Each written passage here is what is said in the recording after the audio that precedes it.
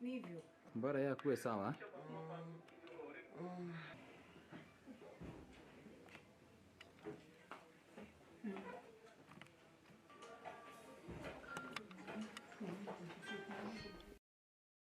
Sana sana petroli upande ile walimwagilia nyingi ni side ya mgongo.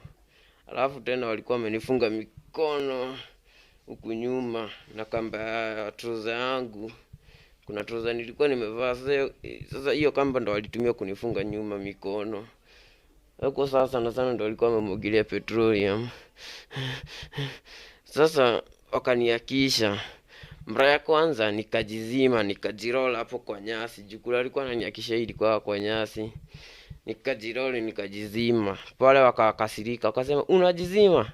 Wewe ni mwizi na tunakuakisha moto unajizima. Ndio tujue JC amechomeka, tulipigiwa babu yake ndo alipigiwa simu, akaambiwa amechomeka na kwa Kiangai dispensary akipata huduma ya kwanza, na akaambiwa anahitaji kupelekwa hospitali ingine kwa sababu alikuwa ameugua sana.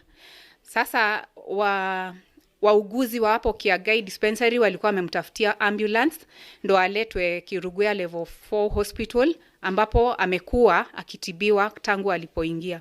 Akiingia hospitalini alikuwa mgonjwa.